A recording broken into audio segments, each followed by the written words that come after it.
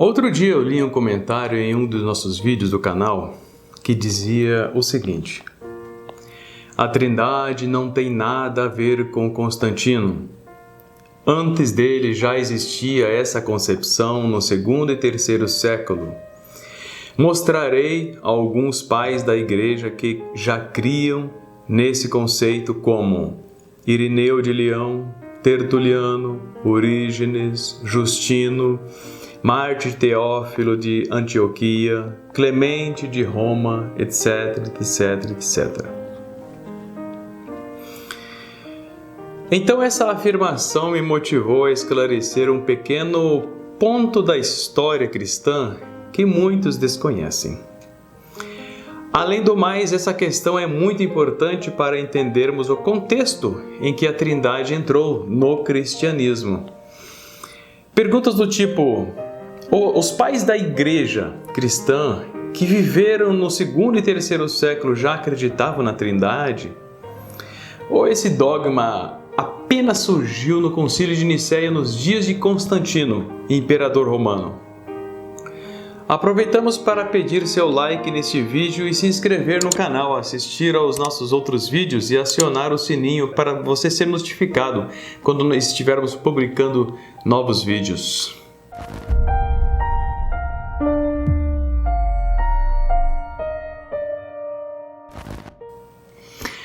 É verdade que os pais da Igreja, no segundo e terceiro século, já tinham certas compreensões da Trindade, sim.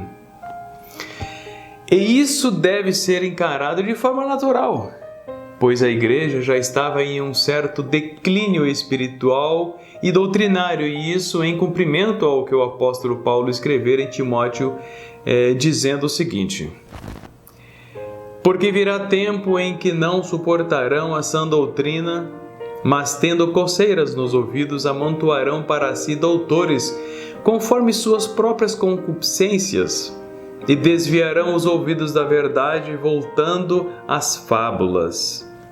2 Timóteo, capítulo 4, verso 3 e 4. Portanto, não é de se admirar que alguns dos pais da Igreja já tivessem certas inclinações e pensamentos antibíblicos, como a Trindade, por exemplo, a natureza de Cristo, o falso sábado, entre outras doutrinas falsas. E isso se deve ao fato de que os pais da Igreja viviam em um período de transição, vamos dizer, entre a Igreja pura dos dias em que os apóstolos ainda viviam e os dias de Constantino. Percebemos que, na verdade, lá nos dias de Constantino, essa grande apostasia profetizada por Paulo em 2 Tessalonicenses capítulo 2, verso 2 e 3, já estava em um estado bem avançado. Na verdade, nesse momento, a Trindade foi confirmada apenas. Vamos ler aqui o que Paulo fala sobre isso. Que não vos movais facilmente do vosso entendimento, nem vos perturbeis, quer por espírito, quer por palavra, quer por epístola, como de nós, como se o dia de Cristo estivesse já perto. Ninguém de maneira alguma vos engane, porque não será assim sem que antes venha a apostasia e se manifeste o homem do pecado, o filho da perdição. Aliás, no verso 7, Paulo diz que já o mistério da injustiça opera. O comentário lá do vídeo dizia que antes de Constantino já existia essa concepção de que os pais da Igreja criam nesse conceito da Trindade. Sim, isso basicamente é verdade. Eles tinham uma noção da Trindade. Por outro lado, fico muito seguro, por não acreditar no dogma da Trindade, pois essa concepção, esse conceito trinitário não existia na igreja primitiva do tempo dos apóstolos, por exemplo, e em nenhum outro período anterior à igreja cristã nas crenças do povo de Israel, que era o povo de Deus aqui na terra, o povo da Bíblia. Não tinha esse conceito trinitariano. Por outro lado, podemos ver um firme fundamento nas Escrituras sobre a fé em um único Deus. Vejamos alguns exemplos. Primeiro, nos 10 mandamentos: não terás outros deuses diante de mim. O mim é singular, não dá margem para um Deus duplo, um segundo Deus ou um Deus trino. Segundo, no Shema de Israel: ouve Israel, o Senhor nosso Deus é o único Senhor. Alguns aqui tentam ludibriar o povo, dando milhões de explicações a respeito desse único, né? Mas Israel acreditava desta forma, que era um. Terceiro, Deus fala com Ciro: eu sou o Senhor e não há outro fora de mim. Não há Deus. Isaías 45, 5. Né? Podemos ver aí de forma muito certeira Deus dizendo que não existia outro além dele. Quarta, confissão de Jesus: e a vida eterna é esta, que te conheçam a ti só, por único Deus verdadeiro, e a Jesus Cristo, a quem enviaste. Portanto, duas pessoas, né? É importante para a salvação: o único Deus e seu Filho. Né?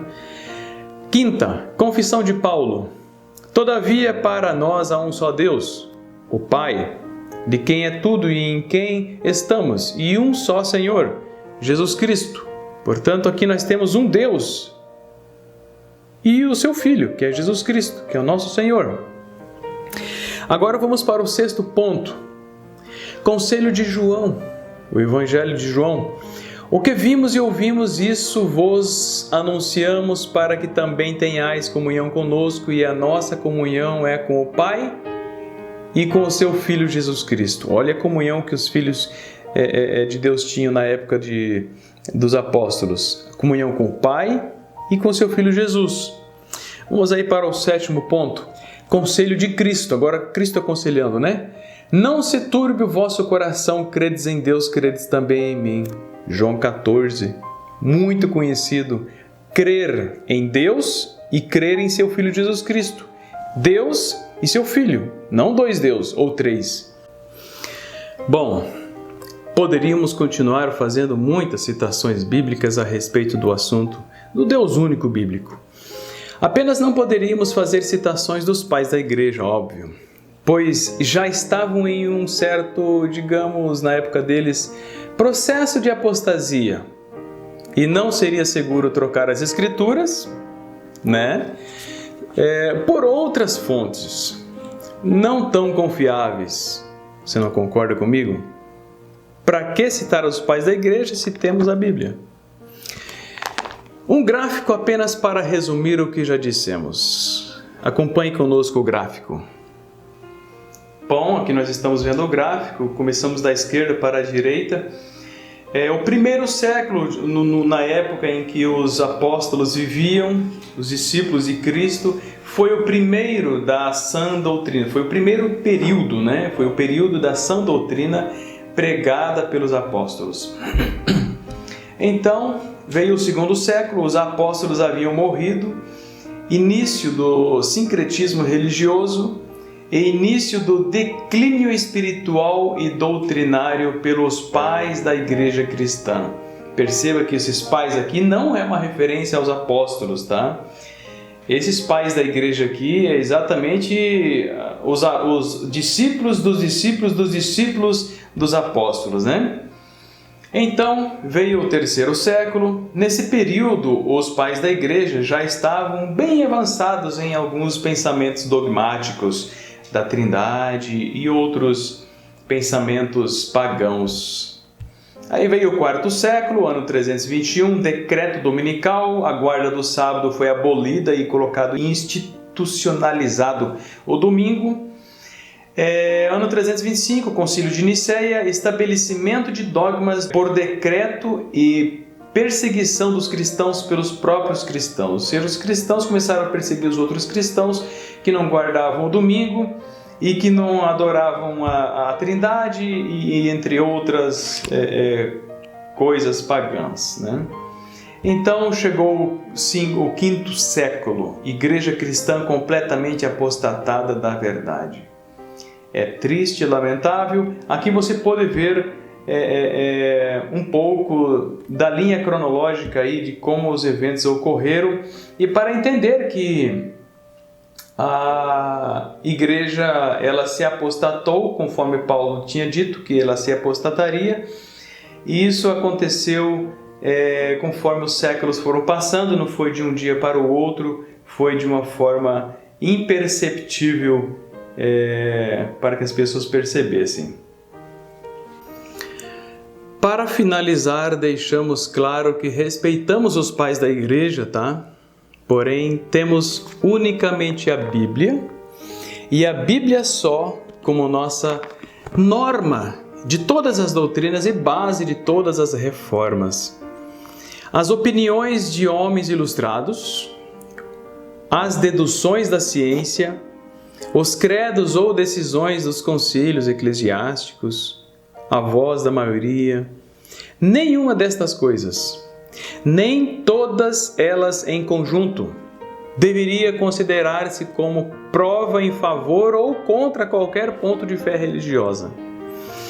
Que Deus o abençoe e te dê discernimento em sua caminhada cristã, meu irmão. Esperamos poder ter ajudado.